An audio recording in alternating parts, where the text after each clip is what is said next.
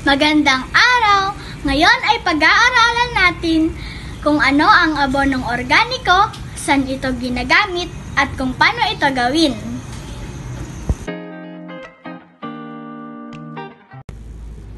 Ang abonong organiko ay mabisang pataba na ginagamit sa ating mga alagang halaman o gulay.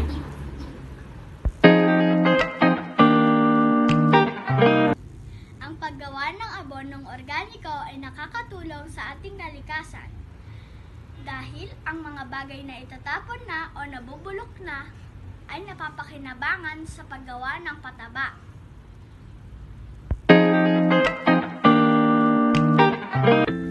Balat ng gulay at prutas, balat ng itlog, kusot o sinunog na ipa, dumi ng hayop.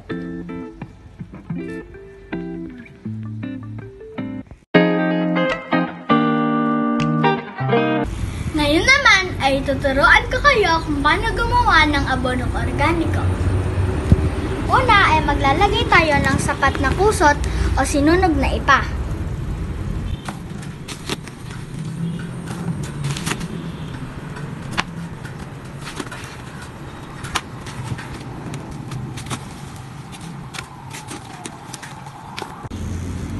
Sunod naman ay dumi ng hayop.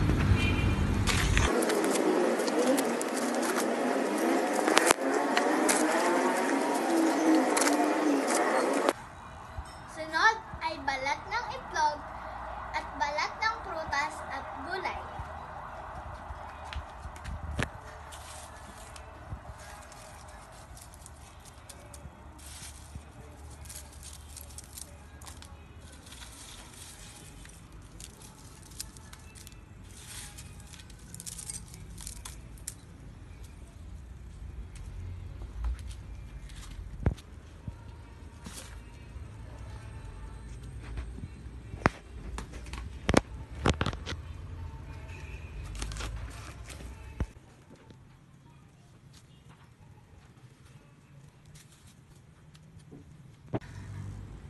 Pagkatapos ay lagyan ito ng sapat na tubig.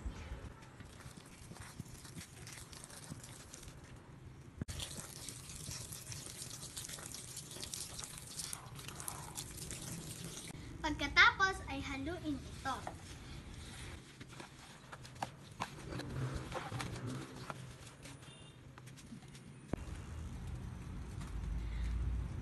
Maaari itong takpan upang makatulong sa mabilis na pagkabulok nito. Patagalin ito ng 1 o 2 buwan bago ito gamitin.